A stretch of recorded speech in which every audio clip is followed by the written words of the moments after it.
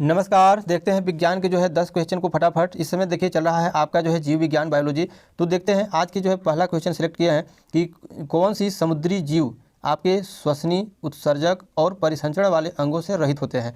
तो देखिए यहाँ पर आप रहित और जनित में कन्फ्यूज मत होइएगा, क्योंकि जब रहित शब्द आवे और उसमें यदि आपका कन्फ्यूजन समझ में आवे कि क्या है, तो रहित के बाद अपने मन में तुरंत उसको जनित बोलिए। जनित बोलिएंगे तो आपका क्लियर हो जाएगा कि जनित भाई होता है, रहित मीन्स नहीं है, नहीं होता है।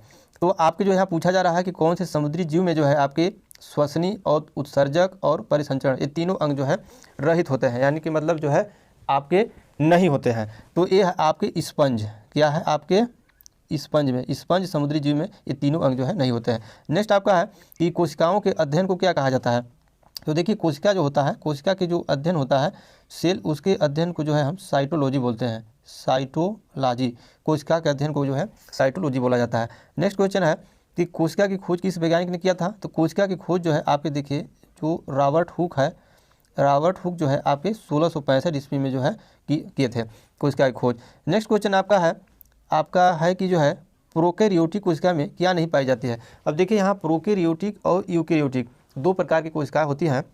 अब इसमें देखिए दो चीज़ आपको हम यहाँ क्लियर कर दे रहे हैं, जो कि प्रोकैरियोटिक कोशिका में क्या नहीं पाई जाती है। तो देखिए जो प्रोकैरियोटिक होता है इसमें आपका क्या है, नाभिक जो केंद्रक होता है, वो नाभिक केंद्रक आपका नहीं पाई जाती है। क्या है आपके प्रोकैरियोटिक में नहीं पाई जाती है, और यूकैरियोटिक में आपका पाई जाती है। लेकिन आप कभी एग्जाम में यदि कन्फ्यूज हो जाए, अगर एग्जाम में आ ही जाए कि प्रोकैरियोटिक यूकैरियोटिक अगर नाभिक का आपका संशय हो जाए, तो आपके देखिए नीचे यूकैरियोटिक वाले भी क्वेश्चन है। तो इसमें क्या है कि यूकैरियोटिक जब लिखा रहता है तो यूके को ऐसे, तो आप देखिए इसको अगर चित्र के माध्यम से पूरी अगर बात समझे रहेंगे तो आपको पूरी बात याद रहेगा। लेकिन यदि आप अगर क्वेश्चन को याद किए हैं और कभी अगर कन्फ्यूज हो रहे हैं, तो यूकैरियोटिक को आप ओके समझ लीजिए। ओके के मतलब समझ आइए कि केंद्रक। ओके हाँ, मतलब सब ठीक ठाक है, इसके मतलब कि केंद्रक उसमें है। ठीक, तो यूकैरियोटिक कोशिकाओं में आपका केंद्रक पाया जाता है और प्रोकैरियोटिक में केंद्रक नहीं पाया जाता है। नेक्स्ट क्वेश्चन आपका है कि यूकैरियोटिक कोशिकाओं में आरएनए का संश्लेषण कहाँ होता है। तो देखिए जो आपका यूकैरियोटिक कोशिका होता है उसमें, अब इसमें क्या है, यूकैरियोटिक कोशिका में आपका क्या है, नाभिक पाया जाता है। तो इसमें आरएनए का आपका संश्लेषण जो होगा आपका न्यूक्लियस में होगा। आपका क्या होगा, न्यूक्लियस। आपका आरएनए का जो संश्लेषण होता है वो न्यूक्लियस में होता है।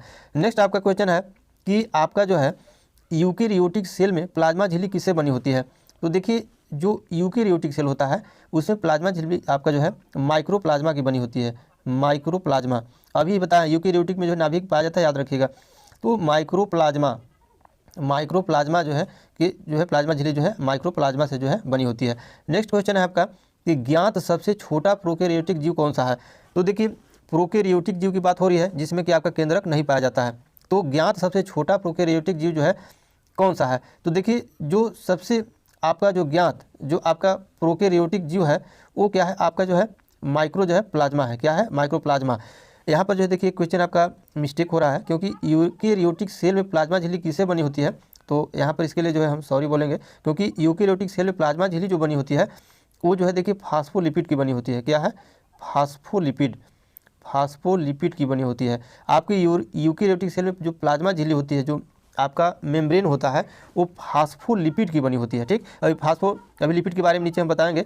ये जो माइक्रोप्लाज्मा है वो सबसे छोटा प्रोकैरियोटिक क्या है, जीव है। ठीक, नेक्स्ट है आपका ये कोशिका झिल्ली की प्रवृत्ति क्या होती है। अब देखिए यहाँ पर आपका कोशिका झिल्ली जो आपका सेल मेम्ब्रेन होता है उसकी प्रवृत्ति पूछी जा रही है। तो ये क्या होती है, अर्ध, आपका क्या होता है, अर्ध पारगम्य। यह जो होता है अर्ध पारगम्य होती है। कोशिका जो झिल्ली होती है आपका क्या होता है, अर्ध पारगम्य होती है। नेक्स्ट आपका क्वेश्चन है, आपका क्वेश्चन है कि प्लाज्मा झिल्ली, प्लाज्मा झिल्ली, कोशिका झिल्ली और प्लाज्मा मेम्ब्रेन ये तीनों एक ही चीज़ है। या तो फिर आप प्लाज्मा झिल्ली बोलिए, या कोशिका झिल्ली बोलिए, या प्लाज्मा मेम्ब्रेन बोलिए। अब ये पूछा जा रहा है कि किससे बनी होती है। तो ये देखिए आपका बना होता है आपका प्रोटीन और लिपिड से। आपका क्या से बना होता है, आपका प्रोटीन और आपके लिपिड, प्रोटीन और लिपिड से क्या है आपके बने होते हैं प्लाज्मा झिल्ली, कोशिका झिल्ली और प्लाज्मा मेम्ब्रेन।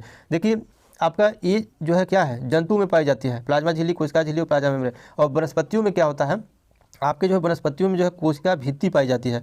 कोशिका भित्ति, यहाँ भी इस चीज़ को देखिए आपके दोनों में फ़र्क इतना ही, आप वनस्पतियों में जंतुओं में फ़र्क इससे एकदम मेन मुख्य अंतर यह है कि वनस्पतियों में कोशिका भित्ति पाई जाती है और जंतुओं में क्या है, प्लाज्मा झिल्ली, कोशिका झिल्ली या प्लाज्मा मेम्ब्रेन ये तीनों एक ही नाम है, वो पाया जाता है। अब देखिए वो लिपिड की बात होती है तो हम लिपिड, आगे क्वेश्चन भी है कि लिपिड क्या है। तो देखिए लिपिड एक तरह से क्या है, मतलब वसा से संबंधित लिपिड है। ये क्या है, देखिए कोलेस्ट्रॉल, जो आप जानते हैं कि जो देखिए आपका क्या है, कोलेस्ट्रॉल बढ़ जाने से आपके जो है आपका वजन बढ़ने लगता है, हार्ट में प्रॉब्लम होने लगता है। तो ये जो कोलेस्ट्रॉल लिपिड जो होता है, कोलेस्ट्रॉल और आपके जो है ट्रांस फैटी होता है, क्या होता है आपका ट्रांस फैटी एसिड होता है, क्या है ट्रांस फैटी आपका एसिड होता है, ठीक।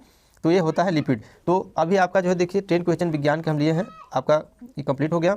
और अभी जीव विज्ञान से जितने भी क्वेश्चन आपके परीक्षा में आने लायक रहेंगे उस सारे क्वेश्चन को जो है खत्म कर लेंगे, तब आपके जो है क्या है आपका, क्योंकि देखिए विज्ञान में आपका भौतिक विज्ञान, रसायन विज्ञान, जीव विज्ञान तीनों सम्मिलित है। तो अभी जीव विज्ञान का पार्ट चल रहा है, जैसे ही समाप्त हो जाएगा फिर आगे चलेगा। अभी जीव विज्ञान के बहुत सारे क्वेश्चन अभी है। तो आज के लिए बस इतना ही।